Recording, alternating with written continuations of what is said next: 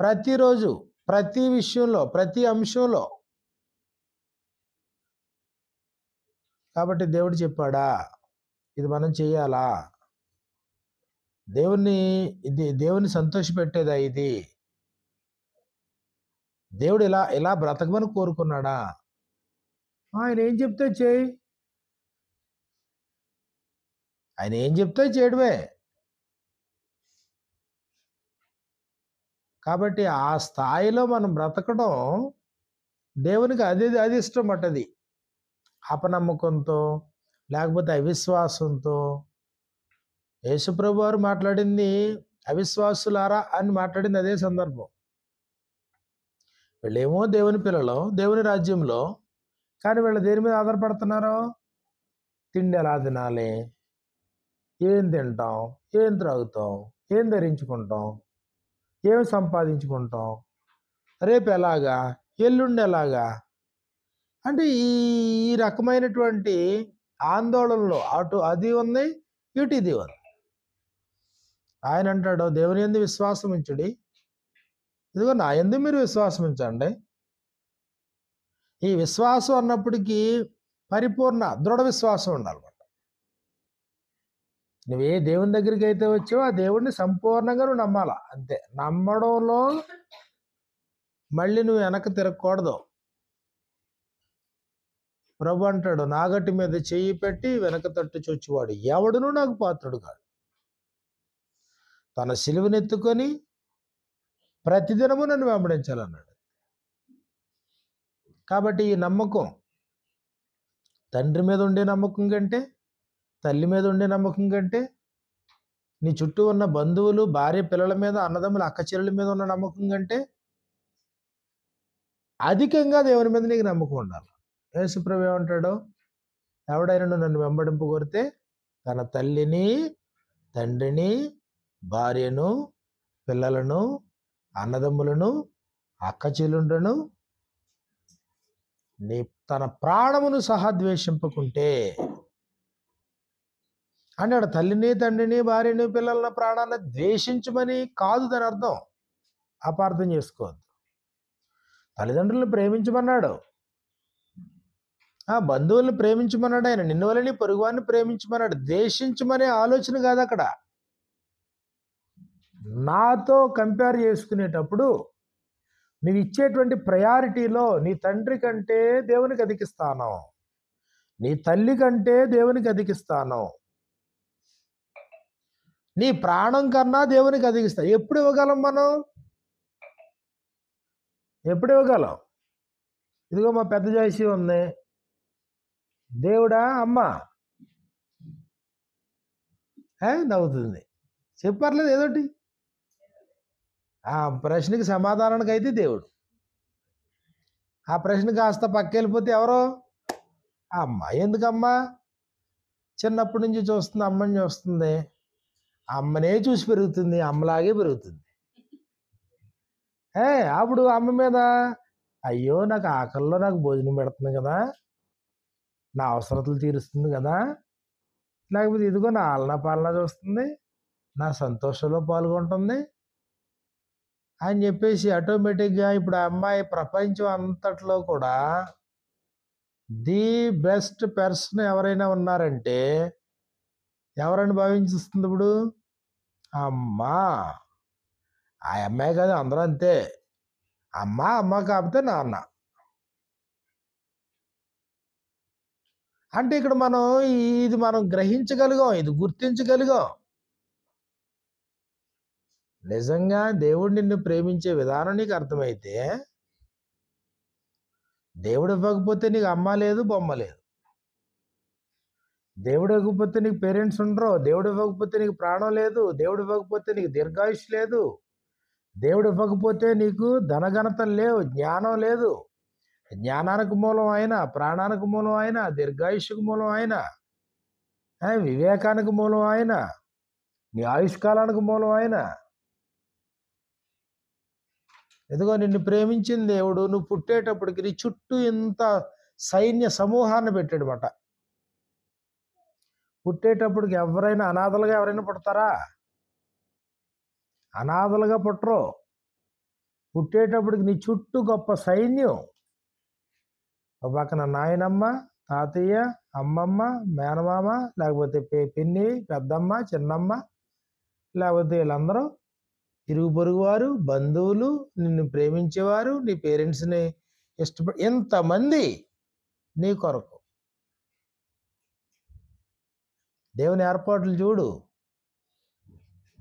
కాబట్టి కడుపులో ఉన్నప్పటి నుంచి నేను అంతలాగా దేవుడు కాపాడి భద్రపరిచి భూమి మీదకి వచ్చిన తర్వాత అటు పక్కన తల్లి ఆరోగ్యంగా ఉండాలా, బిడ్డ ఆరోగ్యంగా ఉండాలా. ఇదిగో నిన్ను ఒళ్ళో పెట్టుకుని, చంకన పెట్టుకుని, ముదుము వచ్చేటంత వరకు, వృద్ధాప్యం వచ్చేటంత వరకు, ముసలితనం వచ్చేటంత వరకు నిన్ను కాపాడేవాడు ఎవరో? దేవుడు. కాబట్టి దేవుని యొక్క చర్యలు మనం చూసినప్పుడు, ఆయన మనల్ని ప్రేమించేది మనకు అర్థమైనప్పుడు, నువ్వు ఆలోచించడం మొదలు పెడితే నువ్వెవరికి దగ్గర అవుతావు? దేవునికి అత్యంత సన్నిహితుడు అవుతామట. కాబట్టి దేవుడే కీలకం జీవితంలో. అందుకని ఇప్పుడు యేసుప్రభు అంటాడు, ఒకవేళ ఎవడైనా నా ఎద్దుకు రాదలిస్తే తల్లి, తండ్రి, భార్య, పిల్లలు, అన్నదమ్ములు, అక్కచెల్లెలు, నీ ప్రాణం కంటే అధికంగా నువ్వు నన్ను ప్రేమించాలి. నువ్వు నన్ను ప్రేమించాలి. కాబట్టి దేవుణ్ణి అర్థం చేసుకోవడంలోనే మనం అర్థం అవుతాం. దేవుణ్ణి మనం అర్థం చేసుకోకపోతే మనం అర్థం అవ్వం. దేవుడు చెప్పాలా నిన్ను ఎలా పుట్టించాడు. ఎలా పుట్టించాడు దేవుడు? దేవుడు మనల్ని ఎలా పుట్టించాడు? లోకం నమ్ముతుంది పాపులుగా పుట్టించాడు. జన్మతోనే మనిషి పాపి. జన్మతోనే మనిషి పాపి. చాలామంది క్రైస్తవ సమాజం కూడా అదే నమ్ముతున్నారు, జన్మతోనే మనిషి పాపి. అంటే వాళ్ళ భావన ఏంటంటే అసలు భార్యాభర్తల యొక్క దాంపత్య జీవితమే పాపం. భార్యాభర్తల యొక్క దాంపత్య జీవితం పాపమా? అక్రమ సంబంధం పాపం. కానీ దేవుడు వివాహ బంధాన్ని ఎలా ఇచ్చాడు? దేవుడు వివాహము అన్ని విషయములలో ఘనమైనదిగాను పాన్పు నిష్కల్మషమైనదిగాను ఉండవలెను అన్నాడు. అంటే ఇప్పుడు దేవుని దృష్టిలో ఘనమైనది వివాహ వ్యవస్థ అయితే ఇప్పుడు భార్యాభర్తల యొక్క దాంపత్యం పాపం కాదు కదా. కానీ మనుషుల యొక్క అభిప్రాయం ఏంటంటే అదిగో భార్యాభర్తల యొక్క కలయిక పాపం, భార్యాభర్తల యొక్క దాంపత్య జీవితం పాపం. వాళ్ళిద్దరూ పాపం చేస్తే పిల్లలు పుట్టారు కాబట్టి పిల్లలు కూడా ఎవరెళ్ళో పాపులు. తప్పుడు ఆలోచన. దేవుడు అలా మాట్లాడలేదు. ఆయన అంటాడు, దేవుడు నరులను యథార్థవంతులుగా పుట్టించెను. అంటే వివాహ వ్యవస్థ తప్పు కాదు, భార్యాభర్తల యొక్క దాంపత్య జీవితం తప్పు కాదు, అక్రమ సంబంధం తప్పు, వ్యభిచారం తప్పు, జారత్వం తప్పు. కానీ సహేతుకంగా దేవుని చేత స్వాభావికంగా నాటబడినటువంటి కోరికలను సంతృప్తి పరుచుకోవడం తప్పు కాదు. ఆ మాటకు వస్తే మానవుల్లో సహజమైనటువంటి సహేతుకమైనటువంటి వాంఛల్ని పెట్టిందే దేవుడు. కొంతకాలం పర్పస్ఫుల్గా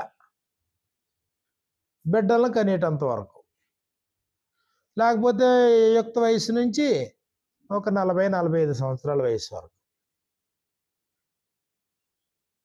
కాబట్టి పుట్టినప్పటి నుంచి స్త్రీగా పురుషులుగా దేవుడు సృజించాడు. కానీ పుట్టినప్పటి నుంచి సహజంగా పెళ్లి చేసుకోవాలనేటువంటి వాంఛ ఉండదు ఎవరికైనా. ఎదుగుతారు, పెద్దోళ్ళు అవుతారు. కొంతమందికి 20 ఏళ్ళు 30 ఏళ్ళు వచ్చినా ఆ ఆలోచన రాదు, పెళ్లి చేసుకోవాలన్న ఆలోచన రాదు. కానీ పుట్టినప్పటి నుంచి అవయవాలు ఉన్నాయి. స్త్రీ నిర్మాణం చేశాడు, పురుష నిర్మాణం చేశాడు దేవుడు. అయితే యుక్త వయసుకు వచ్చేటప్పటికి సహజమైనటువంటి వాంఛలు మనుషుల్లో పడుతున్నాయి. ఈ సహజమైనటువంటి వాంఛలకి సరైన వేదిక, దేవుడు ఏర్పాటు చేసిన వేదిక ఏదంటే పెళ్ళి, వివాహం. సహజ సిద్ధంగా మానవుల్లో ఏర్పడే వాంఛలకి సరైన వేదిక ఏంటి? వివాహం. యుక్త వయసులో ఉన్న పురుషుడు, యుక్త వయసులో ఉన్న స్త్రీ, ఇదిగో మీ కుమారులకి కోడళ్ళను సంపాదించండి, మీ కుమార్తెలకి అల్లుళ్ళని సంపాదించండి, వారికి వివాహం చేయండి, అంతవరకు బాధ్యత ఇచ్చాడు దేవుడు. కాబట్టి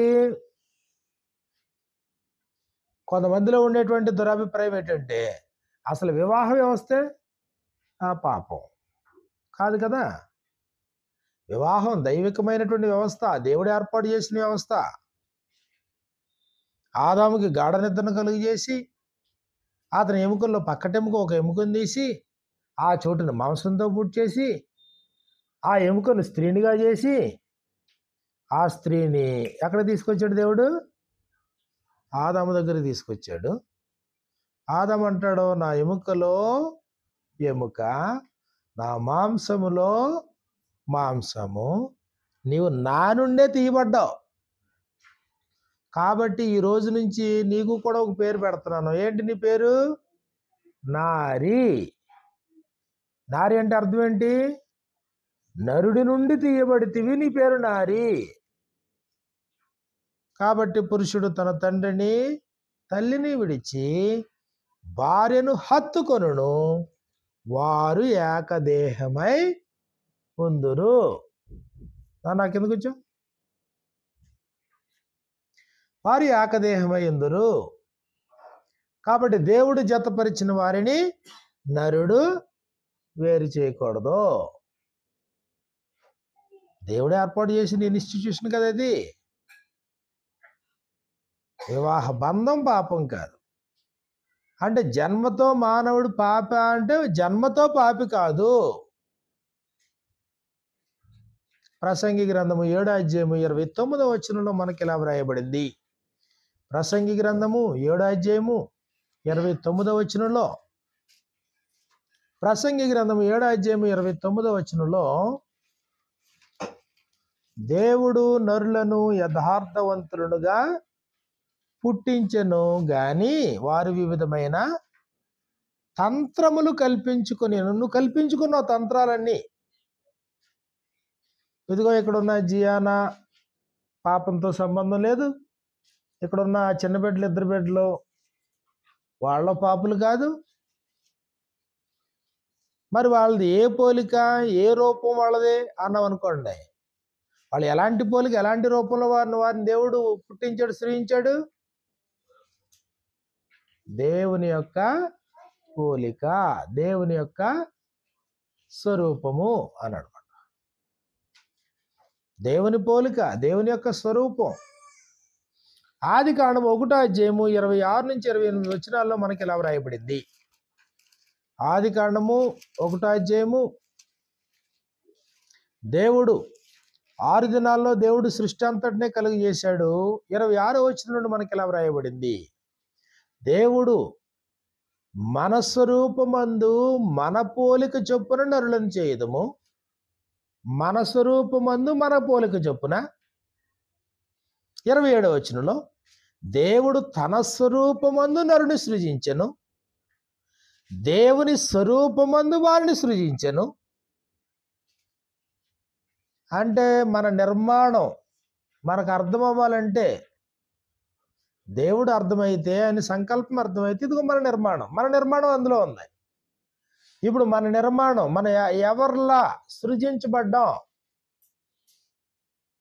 27వ వచనంలో స్పష్టంగా, తన స్వరూపమందు నరుని సృజించెను, దేవుని స్వరూపమందు వారిని సృజించెను, స్త్రీని గాను పురుషుని గాను వారిని సృజించాను.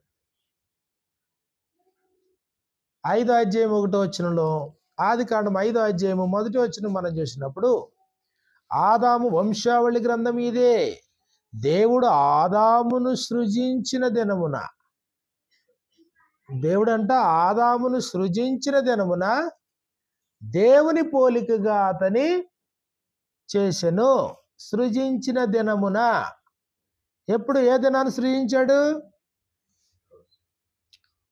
2వ అధ్యాయము 6-7 వచనాల్లో మనకి ఇలా వ్రాయబడింది. ఆదికాండం 2వ అధ్యాయం 6-7 వచనాల్లో, అయితే ఆవిరి భూమి నుండి లేచి నేల అంతటినీ తడిపాను. వర్షం లేదు. జలప్రళయం, నోవహు యొక్క జలప్రళయం వరకు భూమి మీద వర్షించలేదు. ఇదిగో ఆవిరి భూమిలో నుండి వచ్చిందంట, నేల అంతా తడిపిందంట. అప్పుడు 7వ వచనంలో, దేవుడైన యెహోవా నేల మంటితో నరుని నిర్మించి, అంటే బొమ్మను చేసి, ఆ మట్టితో ఒక బొమ్మను చేసి, తడి మట్టితో బొమ్మను చేసి, వారి నాసిక రంధ్రములలో జీవవాయువును ఊదగా, వాయువు ఆత్మ, అది జీవవాయువును ఊదగా నరుడేమయ్యాడు? జీవాత్మ అయ్యాడు. ఇదిగో 5వ అధ్యాయం 1వ వచనంలో ఏం చెప్పాడు? ఆదామును సృజించిన దినమున దేవుని పోలికగా అతని చేసెను. దేవుని పోలికగా ఆదామును చేసెను. దేవుని పోలికగా నరుడిని దేవుడు చేసిన తర్వాత ఆయన్ని దీవించాడు, ఆశీర్వదించాడు. 28వ వచనంలో, 1:28లో, ఆదికాండం 1:28, దేవుడు వారిని ఆశీర్వదించను. ఎట్లనగా, ఎలా ఆశీర్వదించాడు? తన పోలికలో సృజించబడిన వారిని దేవుడు ఎలా ఆశీర్వదించాడు అనంటే, ఎట్లనగా మీరు ఫలించి అభివృద్ధి పొంది విస్తరించి భూమిని నిండించి దానిని లోపరుచుకొనుడి, సముద్రపు చేపలను, ఆకాశ పక్షులను, భూమి మీద ప్రాకు ప్రతి జీవుని ఏలుడని దేవుడు వారితో చెప్పెను. 29వ వచనంలో, దేవుడు ఇదిగో భూమి మీద ఉన్న విత్తనములిచ్చు ప్రతి చెట్టు, విత్తనములిచ్చు వృక్షఫలములు గల ప్రతి వృక్షమును మీకు ఆహారముగా ఇచ్చున్నాను, అవే మీకు ఆహారం. కాబట్టి దేవుడు సృజించాడు, ఆహారాన్ని అనుగ్రహించాడు, దేవుడు వారిని ఆశీర్వదించాడు. ఆహారం మాత్రమే కాదు, దేవుడు వారికి షెల్టర్ కూడా ఇచ్చాడు. ఏ షెల్టర్ ఇచ్చాడు దేవుడు? వారిని తీసుకుని వెళ్ళి ఏదేను తోటలో, అన్నీ ఉన్నాయి, లోటేమీ లేకుండా. అక్కడ మనిషికి ప్రాథమిక అవసరం ఇదే కదా. ఆ ఏదేను తోటలో ఆహారం ఉంది, నీళ్లు కూడా ఉన్నాయి. ఆ ఏదేను తోట నుంచి 4 నదులు ప్రవహించినాయి అన్నాడు. ప్రతి మనిషికి ఏం కావాలా? మంచి నీళ్లు కావాలా, మంచి ఆహారం కావాలా, మంచి గాలి కావాలా. ఈ మూడు దేనికి సంబంధించినవి? శరీరానికి సంబంధించినవి. వీటితో పాటు ఏం కావాలా? దైవ సహవాసం కావాలా. కాబట్టి ఇప్పుడు తొలి నరుడైనటువంటి ఆదాముకి దేవుడు ఇవన్నీ అనుగ్రహించాడు. దేవుడు ఇదిగో 2వ అధ్యాయంలో మనం చూసినప్పుడు, 2వ అధ్యాయంలో 8వ వచనం నుండి మనకి ఇలా వ్రాయబడింది, దేవుడైన యెహోవా తూర్పున ఏదేనులో ఒక తోట వేసి తాను నిర్మించిన నరుని దానిలో ఉంచెను. షెల్టర్. ఆ తోటే షెల్టర్. ఇల్లు లేదు, ఒకరు లేదు. ఇంకా చక్కగా ఒక ఏదేను తోట నిర్మించాడంట. ఈ మనిషిని తీసుకెళ్ళి ఏం చేశాడు? తోటలో పెట్టాడు. అయితే ఆయన ఆజ్ఞాపించాడు. ఏమని? మరియు దేవుడైన యెహోవా చూపునకు రమ్యమైనది, ఆహారమునకు మంచిదినైన ప్రతి వృక్షమును, ఆ తోట మధ్యన జీవవృక్షమును, మంచి చెట్ల తెలివినిచ్చి వృక్షమును నేల నుండి మొలిపించాను. కాబట్టి అక్కడి నుంచి ఒక నది బయలుదేరింది. 4 చీలికలుగా నది ప్రవహిస్తూనే ఉంది. అన్నీ బాగానే ఉన్నాయి.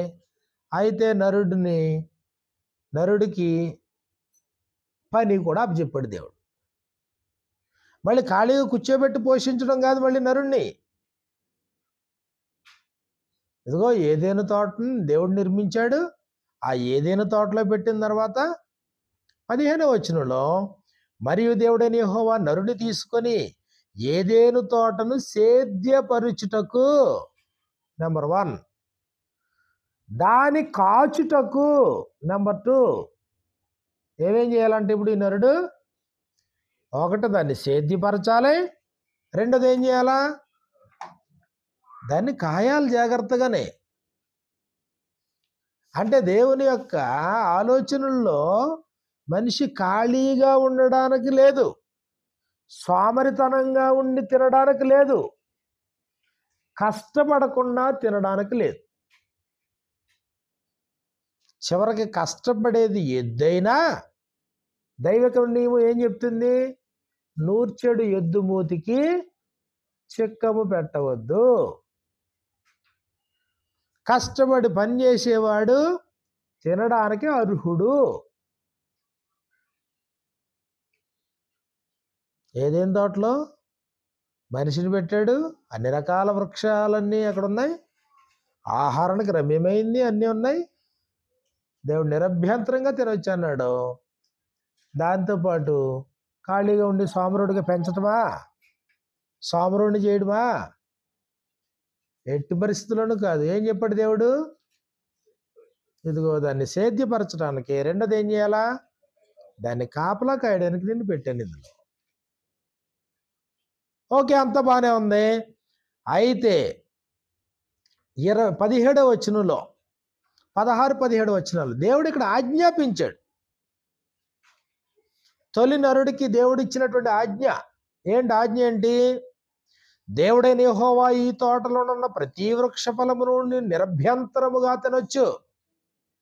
ప్రతి వృక్ష ఫలాన్ని నువ్వు నిరభ్యంతరంగా తినొచ్చు. అయితే మంచి చెడ్డల తెలివినిచ్చి వృక్ష ఫలమును తినకూడదు. నీవు వాటిని తిను దినమున నిశ్చయముగా చచ్చెదవని నరునికి ఆజ్ఞాపించెను. ఆజ్ఞాపించిన మాట అండర్లైన్ చేసుకోండి. దేవుడు నరునికి ఆజ్ఞాపించెను. ఇప్పుడు ఆజ్ఞను అతిక్రమించటమే పాపము. అది అప్పుడున్న నరుడైనా ఇప్పుడున్నటువంటి మానవుడైనా. యోహాను రాసిన మొదటి పత్రిక 3వ అధ్యాయము 4వ వచనాన్ని మనం చూసినప్పుడు, యోహాను రాసినటువంటి మొదటి పత్రిక 3వ అధ్యాయం 4వ వచనంలో ఏం రాయబడింది, చదవండి ఒకసారి. మొదటి యోహాను పత్రిక 3వ అధ్యాయము 4వ వచనంలో,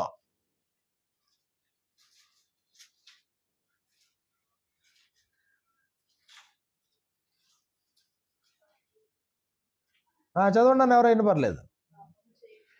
పాపము చేయు ప్రతివాడు ఆజ్ఞను అతిక్రమించును. ఆజ్ఞను అతిక్రమించుటే పాపము. ఇప్పుడు ఆదాము చేసిన పాపం ఏంటి అన్నాం అనుకోండి, అసలు ఆదాముకి ఇవ్వబడిన ఆజ్ఞ ఏంటి, అది.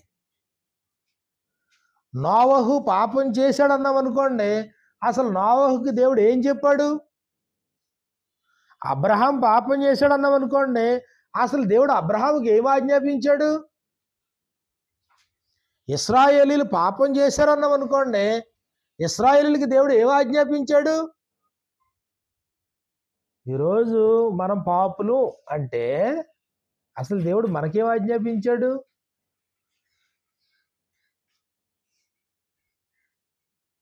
ఆదాముకు ఆజ్ఞాపించాడు. ఏమని ఆజ్ఞాపించాడు, 15, 16 వచనాల్లో ఆయన అన్నాడు, ఆయన తోటలోనున్న ప్రతి వృక్ష ఫలమును నిరభ్యంతరముగా తినవచ్చు, అయితే మంచి చెడ్ల తెలివినిచ్చి వృక్ష ఫలమును తినకూడదు, నీ వాటిని తిని తినమని నిశ్చయముగా చచ్చెదవని నరునికి ఆజ్ఞాపించాను. ఆ తర్వాత నరుడు ఒంటరిగా ఉండడం చూశాడు, మంచిది కాదని దేవుడు ఉద్దేశించాడు. వాని కొరకు సాటి అయిన సహాయంను దయచేయదని అనుకున్నాడు. వెంటనే ఒక సాటి అయిన సహాయాన్ని దయచేశాడు. ఇదిగో ఇప్పుడు దేవుడు వారిని ఆశీర్వదించాడు, మీరు ఫలించి అభివృద్ధి పొంది భూమి నిండించి విస్తరించి లోపరుచుకోండి. ఇప్పుడు సృజించినటువంటి దేవుడు అవ్వ ఆదముల కొరకు ఏవేవి సెటప్ చేశాడు, దేహాన్ని ఇచ్చాడు, ఆత్మను అనుగ్రహించాడు, వారు నివసించడానికి అవసరమైన నివాసం కల్పించాడు.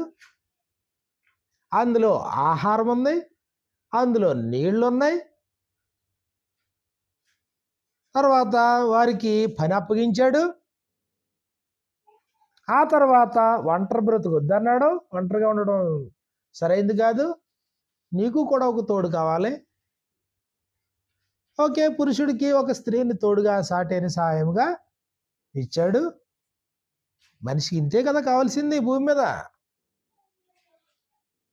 ఈ భూమి మీద బ్రతుకుతున్నప్పుడు నీకు కావాల్సింది ఇంతేనా? ఇంకేమైనా ఉందా? ఇది అర్థం కాక మనుషులు వేకునే లేచి చాలా రాత్రి అయిన తర్వాత పండుకుంటుంటారు. రోజాస్తమాను కష్టపడుతూనే ఉంటారు.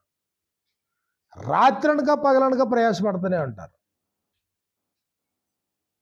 మనిషికి ఏం కావాలా? తినటకు ఆహారం కావాలా, ధరించుకోవడానికి వస్త్రాలు కావాలా. మనిషికి ఒంటరిగా ఉండకుండా సహాయం కావాలా, ఒక కుటుంబం కావాలా. మనిషికి చక్కటి నీరు కావాలి, మంచి ఆహారం కావాలి, మనిషికి నివాసం కావాలి. కాబట్టి వీటితో పాటు మనిషి ఏం చేయాలా? దేవుడు ఆజ్ఞాపించిందని మేరకుండా బ్రతకాలి. ఇప్పుడు ఆదాము విషయంలో దేవుడు ఏమైనా లోటు చేశాడా? ఆదాము అడిగాడా? నాకు ఒక తోడు కావాలని ఆదాము అడిగాడా? దేవుడే గుర్తించాడు. దేవుడే అద్భుతమైనటువంటి స్త్రీని తయారు చేశాడు, నిర్మాణాన్ని. అదిగో ఆ స్త్రీని ఆదాము దగ్గరికి తీసుకొచ్చేటప్పటికి పరిస్థితి ఎలా ఉందో చూడండి. 22వ వచనంలో, ఆదికాండం 2:22లో, తరువాత దేవుడైన యెహోవా తాను ఆదాము నుండి తీసిన ప్రక్కటెముకను స్త్రీనిగా నిర్మించి ఆమెను ఆదాము నొద్దకు తీసుకొని వచ్చిన పెళ్లి కూతుర్ని పెళ్లి కొడుకు దగ్గర తీసుకొచ్చాడు. మన భాషలో ఆ పురుషుడి దగ్గరికి ఎవరిని తీసుకొచ్చాడంట? స్త్రీని తీసుకొచ్చాడు. ఎందుకు? పెళ్లి చూపులుగా. నీకు నచ్చిందో లేదో చెప్పు, నువ్వు సెలెక్ట్ చేయి. నీకు నచ్చితే పెళ్లి చేస్తానో, లేదంటే మళ్ళీ ఇంకో బొమ్మని చేస్తాను అన్నాడా? అక్కడ ఏమన్నా ఎనీ ఆప్షన్ ఏమైనా ఉందా? అక్కడ ఎరా స్మైల్ గడు, ఆప్షన్ ఏమైనా ఉందా? ఏమీ లేదు. నరుడు ఒంటరిగా ఉన్నాడు. ఇప్పుడు ఒక తోడు దొరికింది, వెంటనే యాక్సెప్ట్ చేశాడు.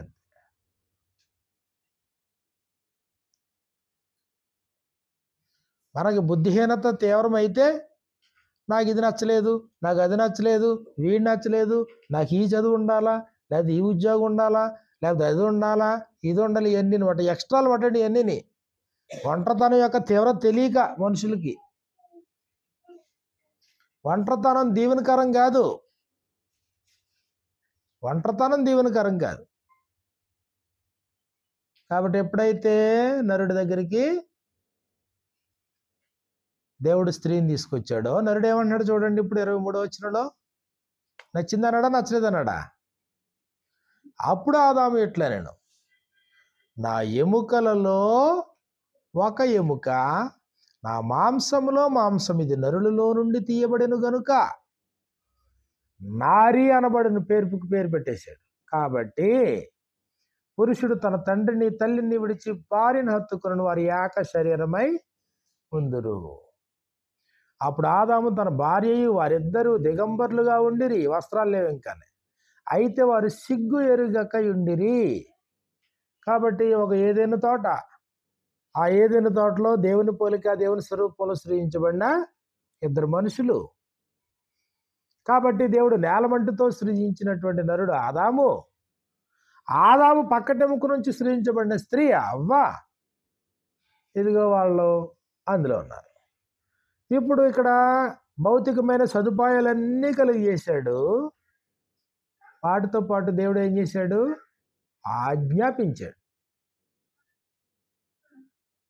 భౌతికమైన అనిపించండి, పాపం కాదు. నువ్వు తిండి తింటావా? పాపం కాదు.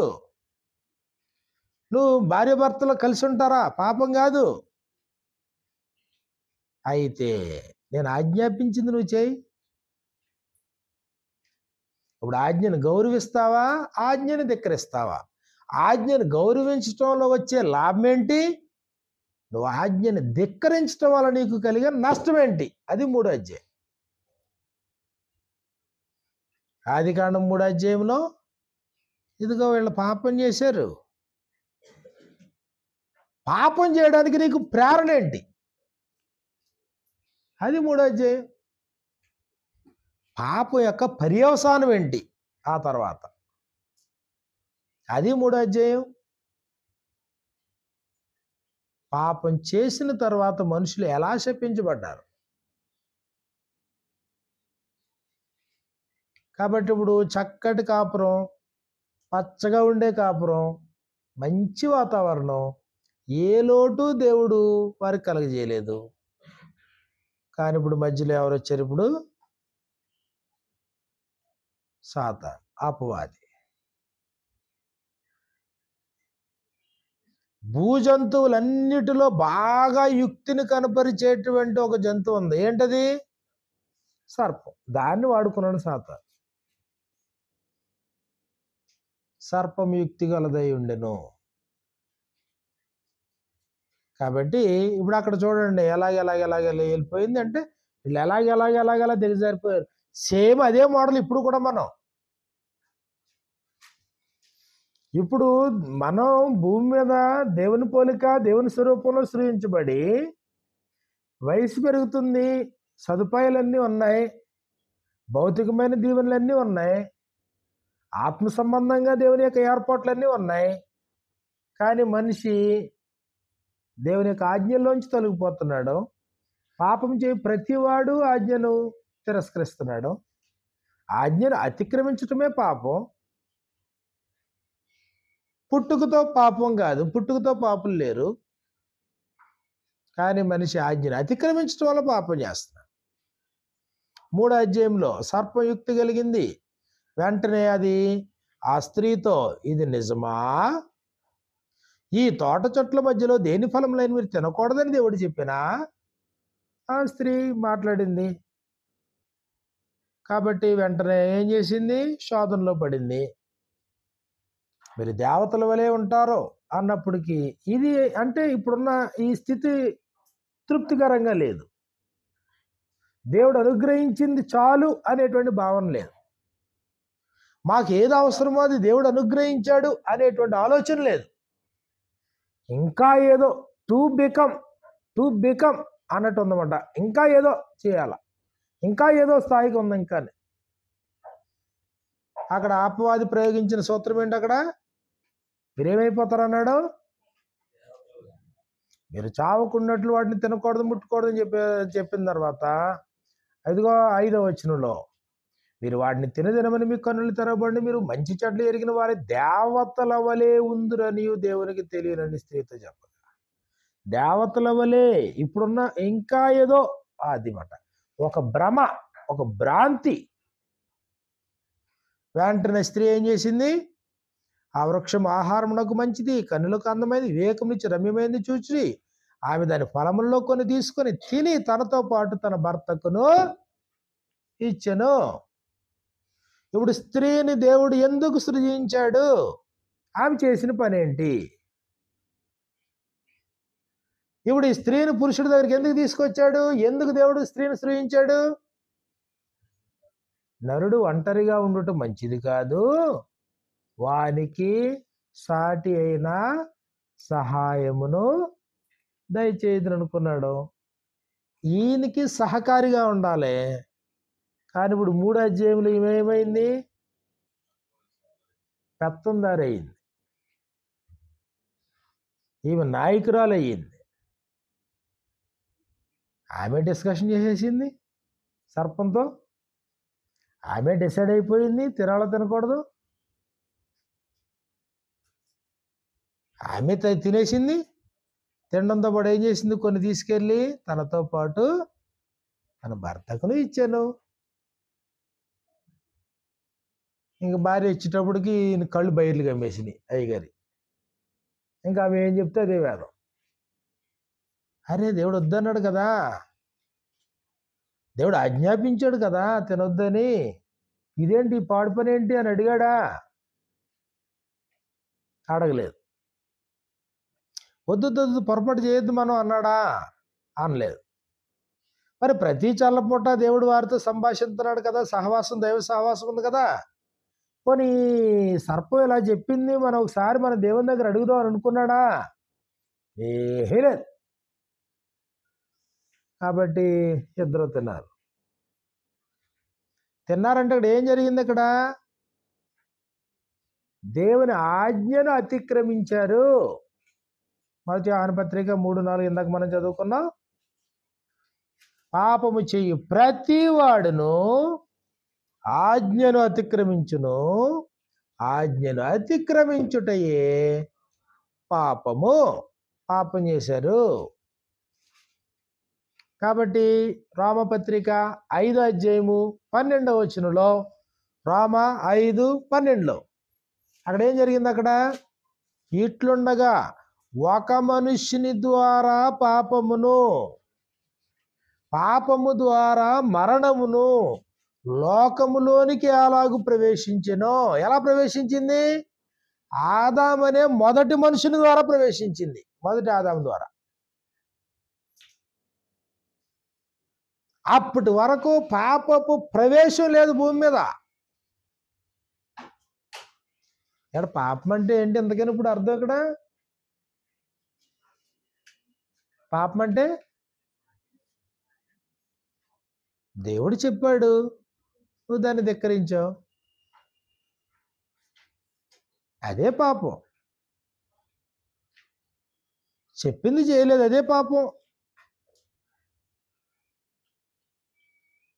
ఆజ్ఞాపించిన దాన్ని ధిక్కరించావు, ఆజ్ఞను అతిక్రమించావు. ఒక రూల్ ఉంది, రూల్ నువ్వు క్రాస్ చేసావు, నిబంధన అతిక్రమించావు.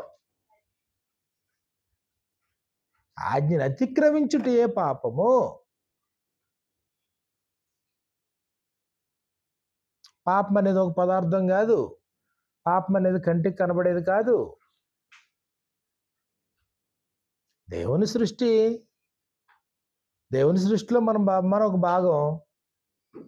ఆయన పోలిక, ఆయన స్వరూపంలో మనల్ని సృజించుకున్నాడు. ఇదిగో నీకు క్షేమం జరగాలంటే, నీకు మేలు జరగాలంటే, ఇదిగో నిన్ను ఆజ్ఞాపించిన ఆజ్ఞలు అనుసరించన్నాడు. కానీ నరుడు ఏం చేశాడు? ఆజ్ఞను అతిక్రమించాడు. ఆజ్ఞను నరుడు ఎందుకు అతిక్రమించాడు? ఆజ్ఞను నరుడు ఎందుకు అతిక్రమించాడు ప్రశ్నించాను నేను. ఆజ్ఞను నరుడు ఎందుకు అతిక్రమించాడు? ఏం లోటు వచ్చింది దీనికి? ఏమండి? అత్యాశ. దాన్నే బైబిల్ ఏంది? దురాశ అన్నాడనమాట. దురాశ అంటే తృప్తి లేని జీవితం. ఇచ్చిన స్థితి నీకు తృప్తినివ్వనప్పుడు నీలో దురాశలు పుడతాయి. దేవుడు అనుగ్రహించిన స్థితి నీకు తృప్తికరంగా లేకపోతే అప్పుడు ఏమనుకుంటావు? నువ్వు ఇంకా ఏదో బెటర్ పొజిషన్ చూసుకోవాలనుకుంటామాట. అది దురాశ.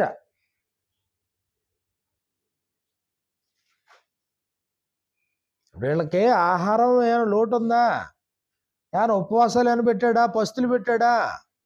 నీళ్ళకు లోటు ఉందా? సహవాసానికి లోటు ఉందా?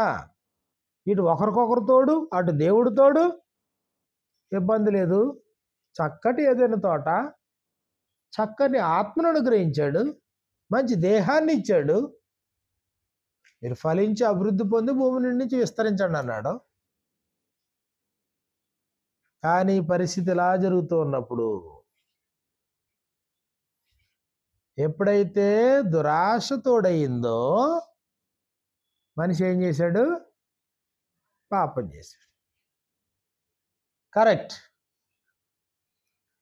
మరి ఇప్పుడు దురాశ వారిలో పుట్టడానికి మూలమేంటి? ఏదేను తోటలో ఉన్నటువంటి ఆ నరులకు దురాశ పుట్టడానికి మూలమేంటి?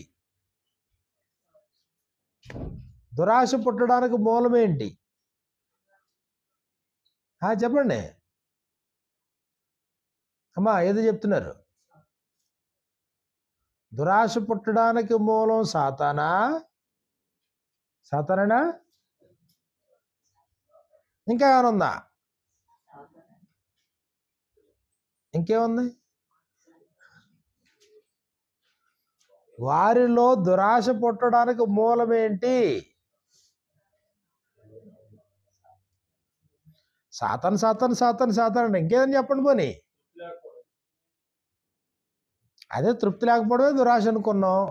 నా దురాశ పుట్టడానికి మూలం సార్ దేవుని మీద నమ్మకం లేకపోవడం. ఓకే, ఇక్కడ చూడండి 6వ వచనంలో,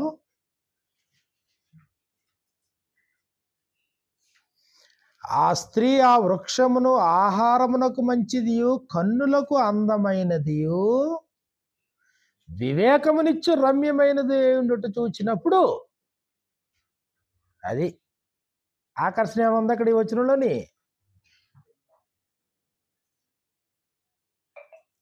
నేత్రాశ కనబడుతుందా?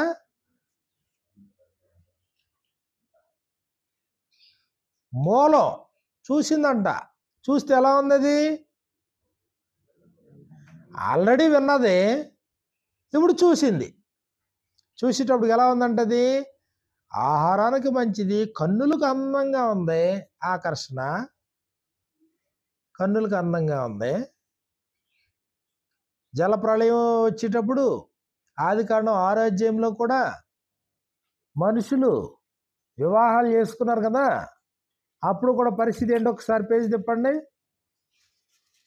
పేజీ తిప్పితే 2వ వచనంలో 6:2, దేవుని కుమారులు నరుల కుమార్తెలు చక్కని వారిని చూచి వారందరిలో తమ మనస్సుకు వచ్చిన స్త్రీలను వివాహము చేసుకొనిరి.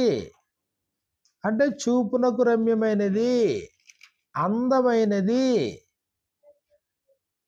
దీనికి తోడు ఓ పక్క అపవాది చెప్పిన మాటలు కూడా పడ్డాయి.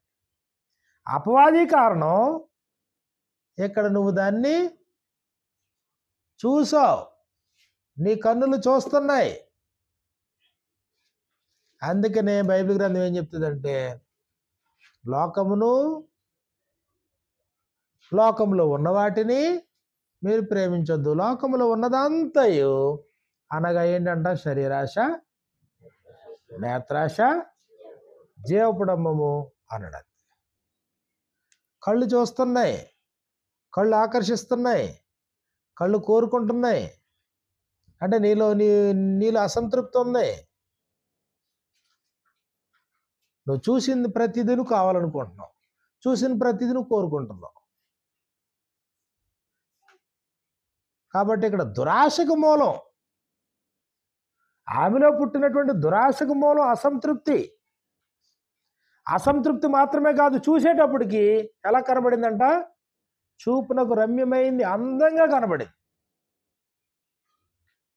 తీసుకుంది, తిన్నది, తనతో పాటు భర్తకి ఇచ్చింది. ఆ తర్వాత తిన్నాడు. ఆ తర్వాత మార్పులు ఏమొచ్చినాయి వీళ్ళలోని? 7వ వచనం, వారిద్దరు కన్నులు తెరవబడ్డాయి, వారు తాము దిగంబర్లమని తెలుసుకొని. అప్పుడు వరకు వారు దిగంబర్లుగా ఉన్నారు, కానీ వారు సిగ్గు ఎరగకుండా ఉన్నారు. అంటే ఇప్పుడు తిన్న తర్వాత ఇప్పుడు ఏం తెలిసింది? ఇప్పుడు పాపం చేసిన తర్వాత ఏం అర్థమైంది వీళ్ళకి? సిగ్గు. అంతకుముందు సిగ్గు అనేది లేదు, ఇప్పుడు ఏమొచ్చిందంటే వీళ్ళలోని సిగ్గు ఏర్పడింది. ఆ తర్వాత చల్లపుటను ఆదాము అతని భార్యయు తోటలో సంచరించున్న దేవుడని యెహోవా స్వరం విని దేవుడని యెహోవా ఎదుటికి రాకుండా తోట చెట్ల మధ్యన దాక్కుంటున్నారు. ఇప్పుడు దేవుని దగ్గరికి రాలేకపోతున్నారు, దాక్కున్నారంటే భయం, వాళ్ళలో భయం ఏర్పడింది. ఎందుకు దాక్కున్నారు? ఇప్పుడు అంతకుముందు ఫ్రీగా వచ్చేవారే, అంతకుముందు చక్కగా దేవునితో సంభాషించుకునేవారే. కానీ ఇప్పుడు ఏమైంది? ఇప్పుడు ఎప్పుడైతే పాపం చేశారో భయం వీళ్ళలో ఏర్పడింది, సిగ్గు వీళ్ళకి ఏర్పడింది, అవమానం వీళ్ళకి తెలిసింది. అంటే వీళ్ళకి ఏం అర్థమైంది? వీళ్ళకి మనం చేసింది కరెక్ట్ కాదు అనేది అర్థమవుతుంది. దేవుడు ఆజ్ఞాపించాడు, ఆజ్ఞను ధిక్కరించాం. ఇదిగో ఇప్పుడు దేవుడు వస్తున్నాడు, మనం దేవుని ముందుకి కనబడకూడదు. కాబట్టి మనం ఏం చేద్దాం, ఇప్పుడు దాక్కుందాం. దాక్కోవడంలో మళ్ళీ అజ్ఞానం కనబడుతుందా లేదా? దాక్కుంటే ఆయన కనబడకుండా రహస్య స్థలంలో దాగలవాడు ఎవడైనా ఉన్నాడా? ఇప్పుడు ఆయన ఏమైనా నరుడా దాక్కుంటే కనిపెట్టలేకపోవడానికి? కాబట్టి దాక్కోవడం మొదలుపెట్టారు. 9, ఆయన పిలిచి నువ్వెక్కడున్నావు అని అడిగాడు. ఆదాము నువ్వెక్కడున్నావు? అందుకు అతడు, నేను తోటలో నీ స్వరం విన్నప్పుడు దిగంబరిగా ఉంటుంది కనుక భయపడి దాక్కుంటున్నాడు. నేను అయ్యా భయపడి దాక్కున్నాను, దిగంబరిగా ఉన్నాను నేను. అది కాదు చెప్పాల్సింది. అయ్యా నువ్వు వద్దన్నా, నువ్వు ఆజ్ఞాపించింది ధిక్కరించానని చెప్పాలి. కానీ ఏం చెప్తున్నాడు? దిగంబరిగా ఉన్నాను కాబట్టి భయపడి నేను దాక్కున్నాను అని చెప్తున్నాడు దేవుడు. అప్పుడు వెంటనే దేవుడు, అందుకు ఆయన నువ్వు దిగంబరి వాడు నీకు తెలిపిన వాడేవాడు, నువ్వు తినకూడదని నేను నీకు ఆజ్ఞాపించిన వృక్షఫలములు తింటివా? ఆజ్ఞాపించాను కదా, ఆజ్ఞ నువ్వు ధిక్కరించావా అని దేవుడే అడిగితే దానికి సమాధానం ఏంటి? అందుకు ఆదాము, నాతో ఉండుటకు నీవు నాకిచ్చిన ఈ స్త్రీయే ఆ వృక్ష ఫలములు కొని నాకు ఇయ్యగా నేను తింటున్నా. నేను ఎవరి మీద గంటేశాడు? నేను నిరపరాధిని, కానీ నీవు నా కొరకు నీవు ఇచ్చినటువంటి స్త్రీ, ఈ స్త్రీయే ఆ వృక్ష ఫలములు కొన్ని నాకు ఇయ్యగా. ఈ స్త్రీ ఎక్కడి నుంచి వచ్చింది? ఈ స్త్రీ ఎక్కడి నుంచి వచ్చిందని చెప్పాడు ఆదాము. నాతో ఉండుటకు నీవు నాకు ఇచ్చిన స్త్రీ. అసలు ఈ స్త్రీని ఇవ్వకుండా ఉండుంటే ఆమె వృక్ష ఫలాలు తీసుకొచ్చుండా? అసలు ఆమె వృక్ష ఫలాలే తీసుకురాకుండా ఉంటే నేను తిందునా? ఇదిగో ఈరోజు నేను తిన్నానంటే ఎవరి కారణం? దానికి నువ్వు ఇచ్చిన స్త్రీయే నాకు ఇచ్చింది అన్నాడు. అప్పుడు వెంటనే దేవుడు స్త్రీతో నీవు చేసింది ఏమిటని అడుగుగా, స్త్రీ సర్పము నన్ను మోసపుచ్చింది కాబట్టి మోసపుచ్చినందుకు నేను తిన్నాను. అందుకు దేవుడైన సర్పంతో శపించాడు, స్త్రీని శపించాడు, పురుషుణ్ణి శపించాడు, వారితో పాటు నేలను శపించాడు. ఆ తర్వాత ఏం చేశాడు? ఏదైనా తోటలో నుంచి వెళ్ళని బయటికి వెళ్ళగొట్టాడు దేవుడు. మొట్టమొదట తొలి మానవుల యొక్క పతనం మనకు కనబడేది. అప్పటి నుంచి ఇప్పటి వరకు ఎప్పుడైనా మొదటి ఆదాము అనేటువంటి నరుడు ఎలాగైతే పాపం చేశాడో నేటికి ప్రతివాడు పాపం చేసి దేవునికి దూరం అవుతూనే ఉన్నాడు. 1 కొరింథీయులకు రాసిన పత్రిక 15వ అధ్యాయాన్ని మనం చూసినప్పుడు, కొరింథీయులకు రాసినటువంటి 1 పత్రిక 15వ అధ్యాయంలో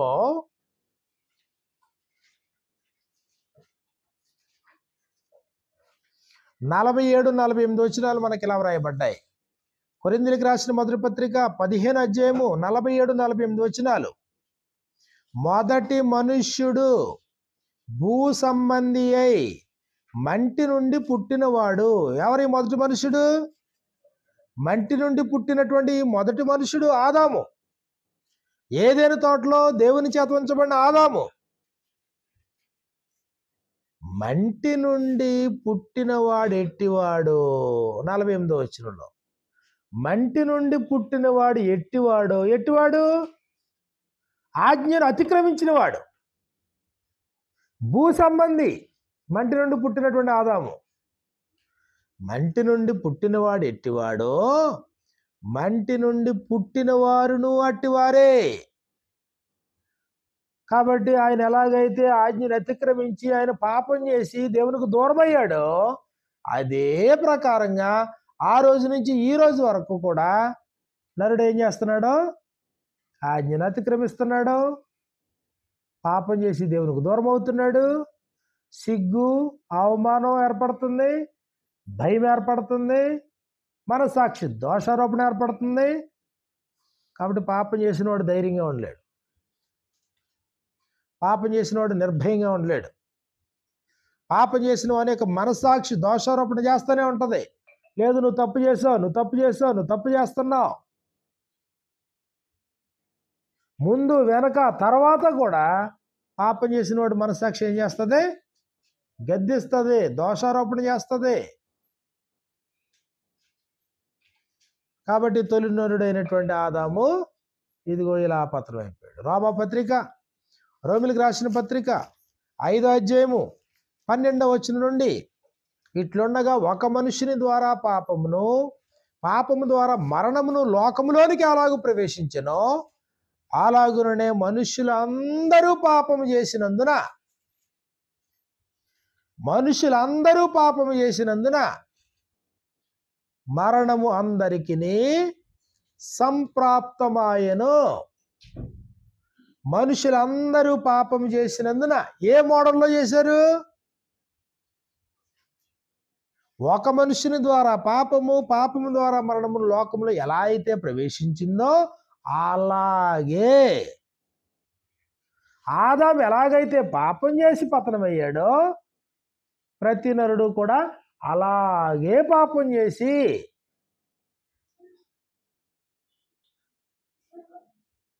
పుట్టినప్పుడు ఎవరు పాపం చేస్తారు? తెలియదు కదా. వాళ్ళకి సిగ్గు తెలుసా? అవమానం తెలుసా? భయం తెలుసా? ఏమీ ఎరగని స్థితి. కానీ కాలక్రమేణా ఎదుగుతున్నారు. అమ్మ చెప్పింది చేయలేదనుకోండి, పిల్లలు దాక్కోరా, భయపడరా? అమ్మో ఇలా చేస్తే కొడతారేమని భయం రాదు వాళ్ళకి. కానీ వాళ్ళకి దేవుని యొక్క ఆజ్ఞలు తెలియదు. వయసు పెరుగుతుంది. ఇదిగో దేవుడు ఆజ్ఞాపించాడు, దేవుని యొక్క ఆజ్ఞలు అర్థమవుతున్నాయి. ఏది తప్పో ఏది ఒప్పో అర్థమవుతుంది. ఏది మంచో ఏది చెడో అర్థమవుతుంది. అర్థమయిన తర్వాత వీళ్ళు చెడునే మళ్ళీ స్వీకరించారనుకోండి, మళ్ళీ అప్పుడు ఏమవుతుంది? మళ్ళీ పాపం.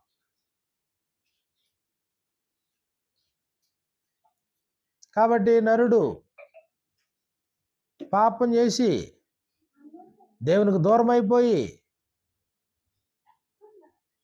మొదటి ఆదాము యొక్క స్థితి ఏంటో అదే స్థితిలోకి వెళ్ళిపోయాడు. మనిషి దిగజారాడు. శరీరం ఎలాగైనా ఉండొచ్చు, ఆత్మ దేవునికి దూరం అయింది. ఎప్పుడైతే ఆజ్ఞను అతిక్రమించాడో, అపరాధముల చేత పాపముల చేత చచ్చిన స్థితిలో, దుర్నీతిని స్వాగతించిన స్థితిలో, ఏది మేలో అది చెయ్యలేని స్థితిలో మనిషి రోజు రోజుకి దిగజారుతూనే ఉన్నాడు. యోహాను రాసినటువంటి పత్రిక 5వ అధ్యాయం 17వ వచనం మనం చూసినప్పుడు, మొదటి యోహాను పత్రిక 5వ అధ్యాయం 17వ వచనంలో పాపం అన్నప్పటికీ సకల దుర్నీతి పాపము అన్నాడు. మొదటి యోహాను పత్రిక 5వ అధ్యాయము 17వ వచనం మనకి ఇలా వ్రాయబడింది, సకల దుర్నీతియు పాపము. 3:4లోనేమో ఆజ్ఞను అతిక్రమించుటయే పాపము. ఆజ్ఞను అతిక్రమించుట. ఇప్పుడు రెండోది ఏంటి? సకల దుర్నీతి. నిన్న చెప్పింది ఒకసారి జ్ఞాపకం చేసుకోండి. రామపత్రిక 1వ అధ్యాయము 18వ వచనంలో, రామ 1:18 ఏం చెప్పాడు అక్కడ? దుర్నీతి చేత సత్యమును అడ్డగించు మనుషుల యొక్క సమస్త భక్తిహీనత మీద, దుర్నీతి మీద దేవుని కోపం పరలోకము నుండి బయలుపరచబడుతుంది. కాబట్టి ఇప్పుడు సకల దుర్నీతి, దేవుడు ఏం చెప్తే అది నీతి. దుర్నీతి, దేవుడు చెప్పంది చేయడం దుర్నీతి. నువ్వు అనుకున్నది చేయడం దుర్నీతి. దేవుని నీతి కాని ప్రతిదీ దుర్నీతి. పాపం అంటే ఏంటి? సకల దుర్నీతి. సత్యమును అడ్డగించడానికి ఉపయోగపడే సకల దుర్నీతి పాపం. ఆల్ అన్రైజియస్నెస్ అన్నాడు మాట ఇంగ్లీష్. అన్రైజియస్నెస్. రైజియస్నెస్ అంటే నీతి, దుర్నీతి అంటే అన్రైజియస్నెస్. నీతి కాని ప్రతిదీ దుర్నీతి. దుర్నీతి ఎక్కడ ఉంటే అక్కడ ఏముంది? అది పాపం. ఆజ్ఞను అతిక్రమిస్తే ఏమవుతుంది? అది పాపం. యాకోబు రాసిన పత్రికలో మనం చూసినప్పుడు, యాకోబు రాసిన పత్రిక 4వ అధ్యాయము 17వ వచనంలో మనకి ఇలా వ్రాయబడింది. యాకోబు రాసిన పత్రిక 4వ అధ్యాయము 17వ వచనంలో, కాబట్టి మేలైనది చేయనెరిగియు అలాగు చేయని వానికి పాపము కలుగును. మేలైంది ఏంటో తెలుసుండి అలాంటి మేలు చేయలేకపోవడమే పాపం. Knowing to do good but failing to do it. ఏది మేలో తెలుసు, తెలుసుండి ఆ మేలు చేయలేకపోతున్నాం. ఇదిగో ఇలా బ్రతికితే మేలు, ఇలా మాట్లాడితే మేలు తెలుసు, తెలుసుండి ఆ మేలు చేయలేకపోతున్నాం. అదే పాపం. రోడ్డు మీద వెళ్తున్నావు, దారిలో ఒక ముళ్ళు కనబడింది నీకు. అయ్యో పాపం, ముళ్ళు ఎవరికన్నా గుచ్చుకుంటుందేమో, ఏ చక్రానికైనా గుచ్చుకుంటే గాలిపోతుందేమో అని తెలుసు. తీసి పడితే బాగుంటుందేమో అనుకున్నావు, కానీ తీయకుండా వెళ్ళిపోయావు. అదే పాపం. మేలేంటో తెలుసుండి అలా చేయకపోవడమే పాపం.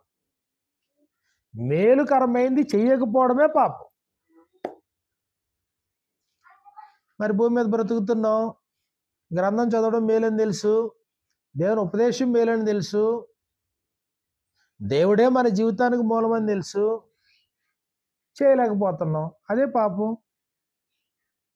నమ్మి బాప్తిసం పొందినవాడు రక్షించబడును, నమ్మని వారికి శిక్ష విధించబడును. నమ్మి బాప్తిసం పొందడం మేలని తెలుసు, చేయలేకపోతున్నాం. అదే పాపం. ఏది మేలో నీ గ్రహింపుకు వచ్చిన తర్వాత ఆ మేలైన దాన్ని నువ్వు చెయ్యలేకపోవడమే పాపము. అది 17వ వచనంలో, మేలైనది చేయనెరిగియు అలాగు చేయని వానికి. మేలేదో కీడేదో తెలీదు, తెలియనప్పుడు నువ్వు చేసావు, అది పాపం కాదు. దాన్ని ఎరగక అంటమాట. ఎరగక అది పాపం కాదు. అది కానీ నువ్వు ఎరుగుండి మేలు చెయ్యలేకపోయావు, కీడు చేయలేదు, కానీ చేయాల్సిన మేలు చేయలేకపోయావు, అదే పాపం. అప్పుడు జీవితాన్ని ఒకసారి ఆలోచించుకోండి. పాపులమేనా? మేలు తెలుసు, తల్లిదండ్రుల మాట వినడం మేలని తెలుసు, వినట్లేదు, పాపమేనా? సమయాన్ని సద్వినియోగపరచుకోవాలని తెలుసు, సమయాన్ని దుర్వినియోగపరుచుకుంటున్నాం, పాపమేనా? కాబట్టి నమ్మి బాప్తిసం పొందేవాడు రక్షించబడతామని తెలుసు, దానికి ముందుకు రావట్లేదు, పాపమేనా? కాబట్టి ఇప్పుడున్న ఈ స్థితి, ఇదిగో అపవాదికి దగ్గర అవుతున్నాను, లేదు నేను దేవునికి దగ్గర అవ్వాలి, దేవుని కుమారుడు అవ్వాలి తెలుసు, కానీ నువ్వేం చేస్తున్నావు? నువ్వు డిలే చేస్తున్నావు, పాపమేనా? పాపమే. మేలైనది చేయనెరిగియు అలాగు చేయకుండుట పాపము. మొదటిది ఏం చెప్పుకున్నాం? ఆజ్ఞను అతిక్రమించుట పాపము. ఎవరాజ్ఞలు? దేవుని యొక్క ఆజ్ఞ. రెండోదేంటి? సకల దుర్నీతి. సత్యాన్ని అడ్డగించుటకు ఉపయోగించే సకల దుర్నీతి. నీతి కాని ప్రతిదీ నీతి. దేవుడు ఏం చెప్తే అది నీతి, దేవుడు చెప్పిందే నీతి, అదే ప్రామాణికం. ఏది నీతి అంటే దేవుడు ఏం చెప్తే అది నీతి. దేవుని చెప్పిన దానికి భిన్నంగా వెళ్తున్నావు, అది పాపం. మూడోదేంటి? మేలైనది చేయనెరిగియు అలా చెయ్యలేకపోవడం, ఫెయిలింగ్ టు డూ ఇట్. తెలుసా తెలియదా? తెలుసు. మరి చేయగలుగుతున్నావా? చేయలేకపోతున్నావు. అంటే నువ్వేం చేస్తున్నావు? నువ్వు పాపం చేస్తున్నావు. అలాగే విశ్వాస మూలము కానిదేదో అది పాపం అన్నాడు. రోమిలకు రాసిన పత్రిక 14:23 మనం చూసినప్పుడు, రోమపత్రిక 14:23 పాపానికి మరొక నిర్వచనం మనకే కనబడుతోంది. రోమిలకు రాసిన పత్రిక 14:23 అనుమానించువాడు తినని ఎడల విశ్వాసం లేకుండా తినను కనుక దోషి అని తీర్పునందును. విశ్వాస మూలము కానిదేదో అది పాపము. అంటే నువ్వేం చేసినా హార్ట్ఫుల్గా చేయి, అనుమానంతో కాదు. నువ్వు దేవుడిని నమ్మావా? సంపూర్ణ విశ్వాసం ఉపయోగించు. దేవుని యొద్దకు వచ్చేవాడు ఆయన ఉన్నాడని, తను వెదకు వారికి ఫలం దయచేవాడని నమ్మాలి కదా. సంపూర్ణ విశ్వాసం చూపించాలి కదా. కాబట్టి విశ్వాసం మూలము కానిది పాపము. అప్పుడు మనిషి ఆజ్ఞను అతిక్రమించడం ద్వారా పాపం చేస్తున్నాడు. 2, దుర్నీతి ద్వారా సత్యాన్ని అడ్డగించి పాపం చేస్తున్నాడు. 3, మేలైంది ఎరిగుండి కూడా మేలు చేయలేకపోవడం ద్వారా పాపం చేస్తున్నాడు. 4, అనుమానంతో చేసేది పాపం చేస్తున్నాడు. కాబట్టి మనిషి పాప అయ్యాడు. పుట్టుకతో కాదు, పాపము చేసి. రోమపత్రిక 3:23 మనం చూసినప్పుడు, రోమపత్రిక 3:23 మనకి ఇలా వ్రాయబడింది, ఏ భేదమును లేదు, అందరూ పాపము చేసి దేవుడు అనుగ్రహించు మహిమను అందరూ పాపము చేసి పాపిలవడం. నీ ప్రమేయం లేకుండా పాపం లేదు. నువ్వు పాపం చేస్తున్నావంటే నీకు ప్రేరణ లేకుండా నువ్వు పాపం చెయ్యి. ఏదేను వనంలో ఉన్నటువంటి అవాదములు కూడా ప్రేరణ లేకుండా పాపం చేయలేదు. మరి ఈరోజు పాపం చేయడానికి ప్రేరణ ఎవరు?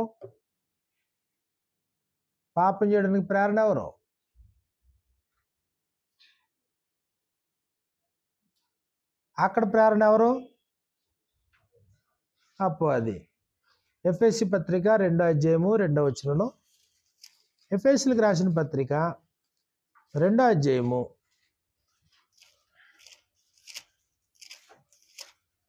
అపరాధముల చేతను పాపముల చేతను చచ్చిన వారై ఉండగా, చచ్చిన స్థితిలో ఉన్నటువంటి వారిని ఆయన మిమ్మును క్రీస్తుతో కూడా బ్రతికించెను. మీరు వాటిని చేయొచ్చు అంటే పాపములు చేయొచ్చు. వాయుమండల సంబంధమైన అధిపతిని, అనగా అవిధేయులైన వారిని ఇప్పుడు ప్రేరేపించు శక్తికి అధిపతిని అనుసరించి. అంటే వెనకలో ఒక శక్తి ఉందా? ఒక ప్రేరణ ఉందా? పాపం వెనక ప్రేరణ ఉంటుందా? ఏ ప్రేరణ లేకుండా పాపం జరుగుతుందా? ప్రతి పాపం వెనక ప్రేరణ ఉంది. యాకోబు రాసిన పత్రిక 1 మనం చూసినప్పుడు 14-15 మనకి ఇలా వ్రాయబడింది. యాకోబు రాసిన పత్రిక 1 14-15 ప్రతివాడు తన స్వకీయమైన దురాశ చేత ఏడవబడి మరులు గొల్పబడిన వాడే శోధింపబడును. దురాశ గర్భమును ధరించి పాపమును కనగా పాపం పరిపక్వమై మరణమును కనును. కాబట్టి వెనక అపవాది ఉన్నాడా? ప్రేరణ. అపవాది ఉన్నాడో, అపవాది శోధించాడో, అపవాది ఆయుధమే శోధించటం. కాబట్టి పాపానికి ప్రేరణ అపవాది, వాయుమండల సంబంధమైన అధిపతి. పాపం చేయడానికి ప్రేరణ ప్రపంచ ధర్మం. 3వ వచనంలో ఎఫెసీయులకు రాసిన పత్రిక 2వ అధ్యాయము 3వ వచనంలో మనకి ఇలా వ్రాయబడింది. ఎఫెసీ పత్రిక 2వ అధ్యాయము 3వ వచనం నుండి, వారితో కలిసి మనమందరము శరీరం యొక్కయు మనసు యొక్కయు కోరికలు నెరవేర్చుకొనొచ్చు, మన శరీరాశలను అనుసరించి మునుపు ప్రవర్తించుచు కడమ వారి వలె స్వభావ సిద్ధముగా దైవోగ్రతకు పాత్రులమై ఉంటుమే. 2వ వచనంలో చివరేం చెప్పాడు? ఈ ప్రపంచ ధర్మము చొప్పున. రోమిలకు రాసిన పత్రిక 12వ అధ్యాయము 1-2 వచనాల్లో ఈ లోక మర్యాద ప్రేరణ ఇదే. లోక మర్యాదను అనుసరించటం. లోక మర్యాదను నువ్వు కూడా అనుసరించాలని అనుకోవడం, ప్రపంచ ధర్మాన్ని నువ్వు అనుసరించటం. ఇశ్రాయేలీలు కూడా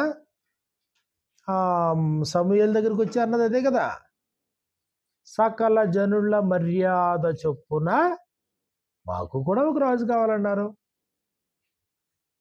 నిజంగా మాకు రాజు కావాలా? అది కాదు అక్కడ. సకల జనుల మర్యాద చొప్పున. ఇది నీకు ప్రేరణ. అపవాది నీకు ప్రేరణ, ప్రపంచ ధర్మం నీకు ప్రేరణ, లోకంలో ఉండేటువంటి లోకపరమైనటువంటి మర్యాద నీకు ప్రేరణ, లోక స్నేహాలు నీకు ప్రేరణ. యాకోబు రాసిన పత్రికలో, యాకోబు రాసిన పత్రిక 4వ అధ్యాయము 4వ వచనంలో మనకి ఇలా వ్రాయబడింది. యాకోబు 4:4, వ్యభిచారిణులారా, ఈ లోక స్నేహము దేవునితో వైరమని మీరు ఎరగరా. ఈ లోక స్నేహము దేవునితో వైరమని మీరు ఎరగరా. ఎవడు ఈ లోకముతో స్నేహము చేయగోరునో వాడు దేవునికి ఏమవుతున్నాడు? శత్రువు. కాబట్టి లోక స్నేహాలు ఇదిగో చదువుకునే పిల్లలకి మీకు బాగా తెలుసు. ఒక తండ్రి వాళ్ళ అబ్బాయికి ఎంబీబీఎస్ సీట్ వచ్చిందనే ఆనందం కంటే అతను ఎంబీబీఎస్ కాలేజీలోనే పనిచేస్తాడు క్యాంటీన్లో. వాళ్ళ కల్చర్ న్యూస్ భయపడుతున్నాడు. ఏమండి మంచి ర్యాంక్ వచ్చింది కదా, పర్లేదు కదా అని నేను అంటున్నాను. రావడం అయితే వచ్చిందిలేండి, ప్రతిరోజు వీళ్ళని చూస్తున్నాను, నా కొడుకు ఎక్కడ పాడైపోతాడు అని భయంగా ఉందన్నారు. ఏంటది? లోక స్నేహం. ఎవడు ఈ లోకముతో స్నేహం చేయగోరునో. ప్రపంచ ధర్మం, లోక మర్యాద. ఇప్పుడు పార్టీలు, విందులు, వినోదాలు లోక మర్యాద. అది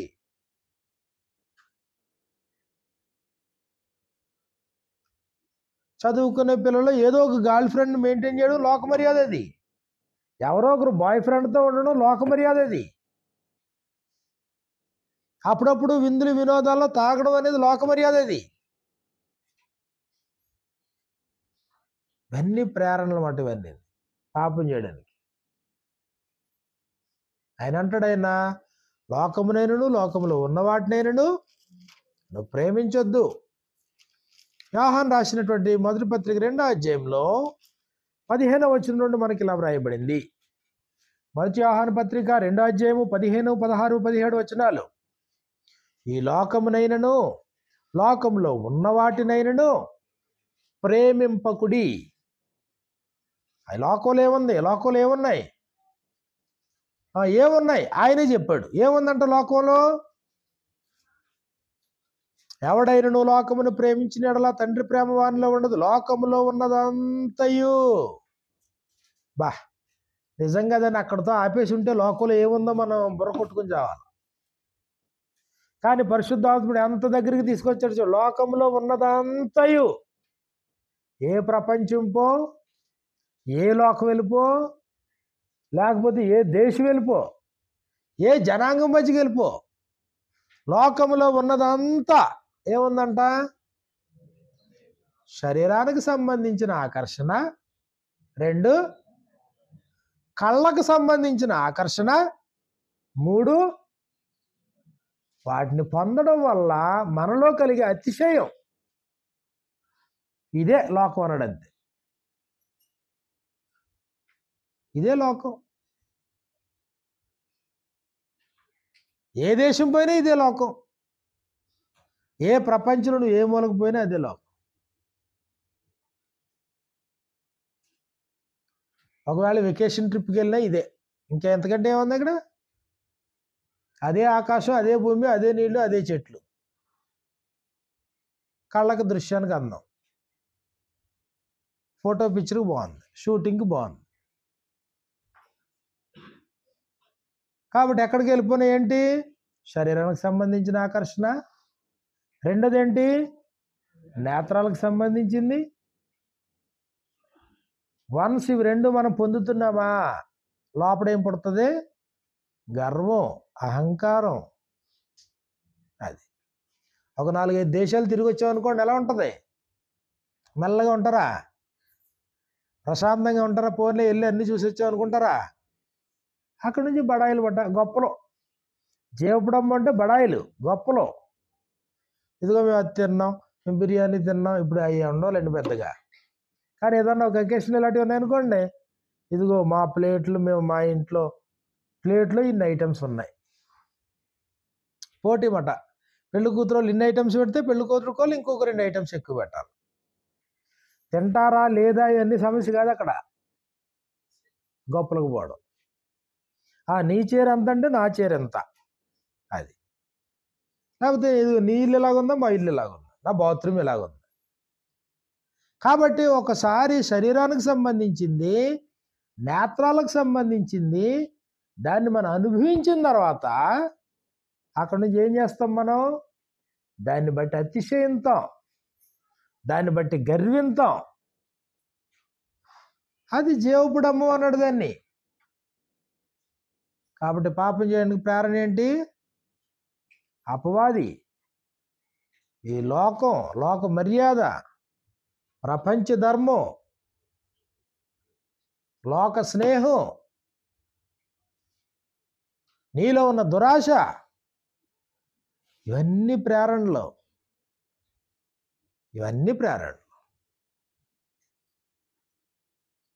కాబట్టి మనిషి పుట్టినప్పుడు, పసిపిల్లడుగా ఉన్నప్పుడు, తల్లి గర్భంలో ఉన్నప్పుడు యథార్థవంతుడిగానే దేవుడు పుట్టిస్తున్నా మనిషి రాను రాను రాను రాను రాను లోకానికి దగ్గర అవుతున్నాడు, అపవాదికి దగ్గర అవుతున్నాడు, ప్రపంచ ధర్మానికి దగ్గర అవుతున్నాడు. అలాగే మనిషి ఈ లోక మర్యాదకు దగ్గర అవుతున్నాడు. ఆల్రెడీ అన్ని పిల్లల్లో కనబడుతూనే ఉంటాయి. వాళ్ళు ఇమిటేటర్స్. కాబట్టి అందరూ ఏ డ్రెస్ వేసుకుంటే నాకు అలాంటిది కావాలి. లోకంలో ఉండే వాళ్ళు చేసే స్టైల్స్ మనకు కావాలి. బాగా ప్రజాకర్షణగా ఈ సినీ వాళ్ళు కానీ, లేకపోతే పెద్ద పెద్దోళ్ళు కానీ, వాళ్ళు ఏం చేస్తే అదే ట్రెండ్ నడుస్తూ ఉంటుంది అన్నమాట. ప్రపంచ ధర్మం రిఫ్లెక్షన్ అవుతుంటుంది కుటుంబాలు. కాబట్టి ఇదంతా కూడా పాపానికి ప్రేరణగా నిలబడింది. మనిషి ఏం చేస్తున్నాడు దీనివల్ల? దేవుడు ఏం చెప్పాడు అనేది విడిచిపెట్టాడు, దేవుని యొక్క చిత్తం ఏంటనేది విడిచిపెట్టాడు, ఆయన స్వభావం ఏంటనేది నరుడు విడిచిపెట్టాడు. వాటన్నిటికీ భిన్నంగా నరుడు ఏం చేయడం మొదలుపెట్టాడు? దేవునికి వ్యతిరేకంగా నడుచుకోవడం. కాబట్టి దేవుని పిల్లలంటే దేవుని ఇమిటేట్ చేసేవాళ్ళు, ప్రభువారిని ఇమిటేట్ చేసేవాళ్ళు, ప్రభు కోరుకున్నట్లుగా బ్రతికేవాళ్ళు. మన వస్త్రధారణ ఎలా ఉండాలో లోకం మనకు నేర్పించాలా? మన వస్త్రధారణ ఎలా ఉండాలో మన గ్రంథం నేర్పించలేదా? ప్రభు చెప్పలేదా? అపోస్తలులు చెప్పలేదా? మన తిండి స్టైల్ ఎలా ఉండాలో లోకం మనల్ని నేర్పించాలా? మనం ఏం తినాలో ఏం తినకూడదు మనకు ప్రభు చెప్పలేదా? ఎవరు తినాలో ప్రభు చెప్పలేదా? కాబట్టి ప్రభు చెప్పని విషయాలు ఏమున్నాయి? అవి ఆత్మ సంబంధమైనవి కానీ, భౌతికమైనవి కానీ అన్నీ కూడా సమకూర్పు చేశాడు కదా ఆయన. ఇందాక మనం మాట్లాడుకున్న ఏదైనా తోటలో ఉన్నటువంటి నరులకి దేవుడు ఏమి లోటు చేశాడు? ఏమైనా లోటు చేశాడా? చక్కగా దేవుడు వారిని సృజించాడు. వారి కోసం ఏదైనా తోటను నిర్మించాడు. దేవుడు ఆ తోటలో వీళ్ళని ప్రవేశపెట్టాడు. వారికి ఇదిగో పని అప్పచెప్పాడు దేవుడు. వారికి పని అప్పచెప్పాడు. నరుడు ఒంటరిగా ఉండడం మంచిది కాదని ఉద్దేశించాడు. చక్కగా సాటి అయిన సహాయం కొరకు, ఒంటరితనం పోగొట్టడం కొరకు దేవుడు ఏం చేశాడు? వాళ్ళు ఒక స్త్రీని సృజించాడు. వాళ్ళిద్దరినీ కలిపాడు. అన్ని సదుపాయాలు చేశాడు. షెల్టర్ ఏర్పాటు చేశాడు, మంచి నీళ్ళు ఇచ్చాడు, మంచి ఆహారం ఇచ్చాడు, దైవ సహవాసాన్ని అందుబాటులో ఉంచాడు. వాటితో పాటు ఆజ్ఞాపించాడు దేవుడు. కానీ వీళ్ళు ఏం చేశారు? వీళ్ళు దేవుడిచ్చిన సమస్తాన్ని వాడుకున్నారు. దేవుడిచ్చినటువంటి ఆజ్ఞను మాత్రం ధిక్కరించారు. ధిక్కరించడం వల్ల ఏమైంది? అనేక నష్టాలు. వారిని బట్టి నేల శపించబడింది, పురుషుడు శపించబడ్డాడు, స్త్రీ శపించబడింది, సర్పం శపించబడింది. వారిని ఏదైనా తోటలో నుంచి వెళ్ళగొట్టాడు దేవుడు. అవమానం, సిగ్గు, భయం ఆయన ముందుకు రాకుండా దాక్కుంటున్నారు. వారి మనస్సాక్షి వాళ్ళ మీద నేరారోపణ చేస్తుంది. అయితే అలాంటి స్థితిలో ఉండేటువంటి నరుడికి ఆ స్థితిని గుర్తించి మళ్ళీ దేవుని యొక్క సంకల్పంలోకి రావాలనుకుంటే దేవుడు ఏర్పాట్లు చేశాడు బట్ట. అందుకు మనకు గొప్ప భాగ్యం అంటుందండి. మానవుడు ఎంత దేవునికి దూరమైనా తిరిగి మళ్ళీ దేవునికి దగ్గర రావడానికి అవసరమైన ఏర్పాట్లు ఉన్నాయి. కాబట్టి దేవుని గూర్చి మనం నేర్చుకుంటుంటే అందులో సగం పైన భాగం మళ్ళీ మన గురించే ఉంది. మనమేంటి, మన నిర్మాణం ఏంటి, మనం ఎలా శ్రయించబడ్డాం, దేవుడు మన నుంచి ఏం ఆశిస్తున్నాడు, మన పట్ల అయిన సంకల్పం ఏంటి. ఒకవేళ నరులు దేవుని నుంచి తొలగిపోతే మళ్ళీ అలాంటి వారి కోసం దేవుడు చేసిన ఏర్పాట్లు ఏంటి, ఇవన్నీ చక్కటి సంగతులు దేవుడు మనకి అపోస్తుల ద్వారా అనుగ్రహించాడు. ఇప్పటివరకు చెప్పుకున్నట్లు ఏమైనా సందేహాలు ఏమైనా ఉన్నాయా? చెప్పుకున్న వాటిలో ఏమైనా డౌట్స్ ఏమైనా ఉన్నాయా? అర్థం కానీ ఏమైనా ఉన్నాయా? ఏదైనా ఏమి లేకపోతే ఎంతసేపు కూర్చున్నాం మనం? గంటలు కూర్చున్నట్టు, గంట 20 నిమిషాలు. చిన్న బ్రేక్ తీసుకుందాం. బ్రేక్ తీసుకున్న తర్వాత మనకు అన్నయ్య విజయ్ కుమార్ గారు మనకి కొన్ని సంగతులు మనకి దేవుని యొక్క మాటలు మనకి జ్ఞాపకం చేస్తారు. ఒక 5 నిమిషాలు లేదా ఒక 10 నిమిషాలు మీరు కాస్త రిలాక్స్ అయిన తర్వాత బాత్రూంలో వాటర్ చాలా పొదుపుగా వాడండి. చాలా చాలా చాలా పొదుపుగా. అది